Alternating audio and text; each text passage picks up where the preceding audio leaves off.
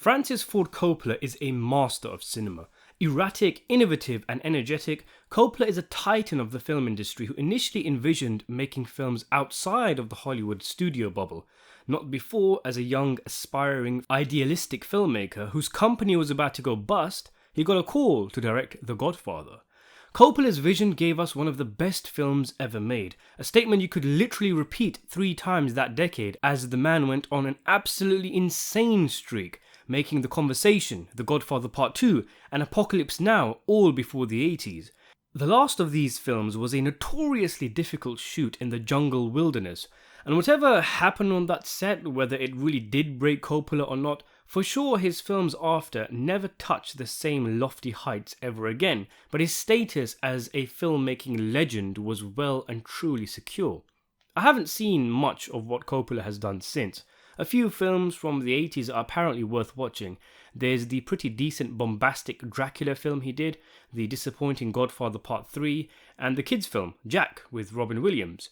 They're not all terrible, but something that sticks out is the aura of a man who is tired of fighting to get groundbreaking visions onto the screen.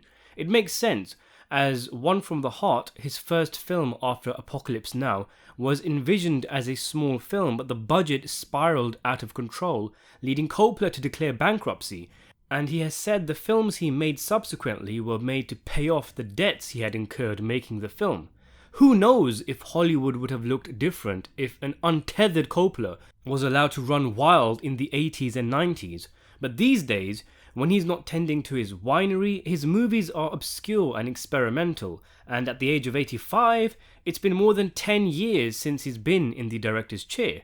Which brings us to Megalopolis, the return of Coppola, a grand vision, the director's magnum opus, which Lawrence Fishburne said Coppola was even talking about during the filming of Apocalypse Now all the way back in the 70s. Coppola fans have been hearing about this elusive, mysterious project for ages. All most really know is that it's supposed to be some big, ambitious, epic vision that Coppola has been developing for decades, but when it comes to story and plot, in spite of there being a script out there, even Coppola can't really describe it properly. But the movie has filmed. It is not some vague concept anymore. It is going to come out. It's even been screened, so get on that hype train. The concept of Megalopolis revolves around a utopian or dystopian vision of the future, a futuristic, sprawling metropolis. The story is set to explore themes such as architecture, politics, power, and society, with Coppola aiming to create a visually stunning and intellectually stimulating cinematic experience. Over the years, Coppola has expressed his passion for the project and his desire to bring it to fruition, but various factors, including financial constraints and the complexities of such an ambitious undertaking, have delayed its production. Pre-production originally started in 2001, with table readings done by Paul Newman, Uma Thurman, Robert De Niro, James Gandolfini, Nicolas Cage, Leonardo DiCaprio, Russell Crowe, Edie Falco, and Kevin Spacey. And 30 hours of second unit footage was filmed. But then 9/11 happened and the project was scrapped, with reportedly there being an eerily similar event happening in the film's script. The movie now stars Giancarlo Esposito, Aubrey Plaza, Shia LaBeouf, Adam Driver, Lawrence Fishburne, Dustin Hoffman, James Remar, Jason Schwartzman, John Voight, and Talia Shire. So it's still a pretty chunky cast, though I do have to say, it does seem this cast is split between actors who are controversial and actors who are past their prime. That old table read cast sounded mouth-watering. According to The Hollywood Reporter, and I quote, "The project, which Coppola first began writing in 1983, cost a reported $120 million to make, funded in part by the sale of a significant portion of his wine empire. Clocking in at 2 hours and 15 minutes, the film follows the rebuilding of a metropolis after its accidental destruction, with 2 competing visions. One from an idealist architect, Adam Driver, the other from its pragmatic mayor, Giancarlo Esposito, clashing in the process." Okay, look, I know Coppola hasn't made a great film in years. I know it's probably likely Metropolis will be an ambitious mess. But let's get behind the man, because the idea behind this film is so ballsy and appealing. A legendary director stepping back into the limelight, using $120 million of his own money to fund this mammoth project. I guess you can't take it with you, right? Even if it turns out to be a disaster, honestly, I'll appreciate the film for simply existing. There is so much artistic integrity involved with this project, it almost transcends the question as to whether it will simply be a good or bad film. The man seems utterly unfazed if the movie makes back its money or not. He's in it for the art, for the first time in who knows how long, maybe since the 70s even. He's always been a risk taker, and even then, it's uncharted territory. A mammoth filmmaker from the Hollywood New Wave, spending hundreds of millions of his own cash to fund his ultimate passion project in a film releasing in 2024. Sign me up. I'm ready for the chaos. Did you ever think you'd have the chance to see a new Francis Ford Coppola film in theatres? And a historical Roman epic melodrama set in modern times at that? But chaos it is, it seems, because after screening, distributors aren't exactly falling over themselves looking to take on the project. According to The Hollywood Reporter, the new movie is deemed too experimental and not good enough to warrant the $100 million in marketing wanted by Coppola. One distributor said, "There is just no way to position this movie," and another said, "Everyone is rooting for Francis and feels nostalgic, but then there is the business side of things." Another said there was a conspicuous silence at the end of the movie, and went on to say, "Does it wobble, wander, go all over the place? Yes, but it's really imaginative and does say something about our time. I think it's going to be a small, specialized label."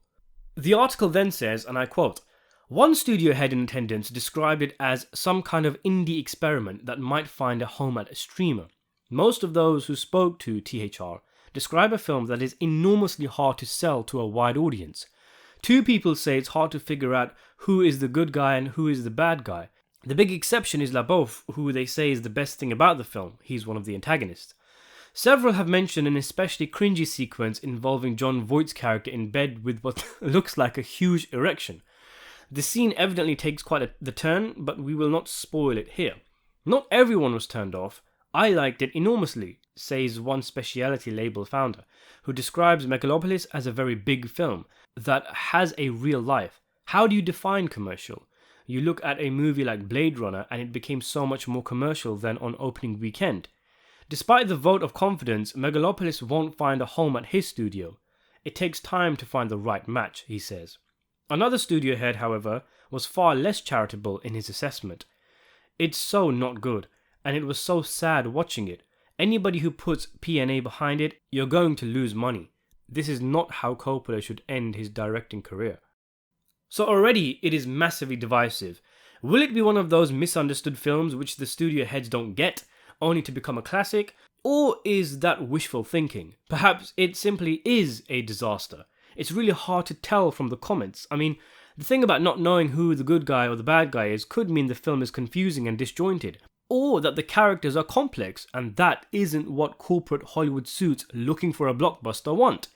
In the right context, that statement could be absolutely ridiculous. Imagine if someone said that about The Godfather. That doesn't make a movie a bad film. Either way, it looks like nobody knows how to market the film. It's also worth mentioning that Coppola could still tinker with the film, and he's no stranger to chopping and changing his movies, so maybe the final product will be drastically different from what these guys ended up seeing at this screening. But it's also a warning of sorts for us. This isn't going to be a crime epic or anything, and Coppola has already shown us that the kind of movies he makes now are experimental and personal films. Speaking about the project, Coppola said in one interview apparently, "It's a love story about a woman torn between two men. She's gonna either be loyal to her father, who educated her and gave her values, whom she loves, or she's going to be loyal to this wizard guy who she feels is the solution. And she's in that position of having loyalty to these two different roles in her life and the themes they represent. One wants to leap into the future unafraid, and the other says, no, we have to be careful and rebuild a society that's not gonna fall above us." The movie is based on the Catilinarian conspiracy from Roman history. Coppola said, "The Catalan conspiracy was the story about someone whose position was very classical and old, that the old traditions are good, which is so, versus a conflict with someone who is more futuristic, that we should leap over the old and into new ideas. And I thought, Wouldn't it be interesting if you made a Roman epic but didn't set it in ancient Rome, set it in modern New York? A big New York story in which Catiline and Cicero, or the mayor and an architect, were at odds. And what if it was the daughter of the mayor who came to be in love with the opponent of the mayor? So there you have it. How do you think Megalopolis will turn out? Are you looking forward to the movie? Let me know in the comments section below. Subscribe to the channel and thanks for watching.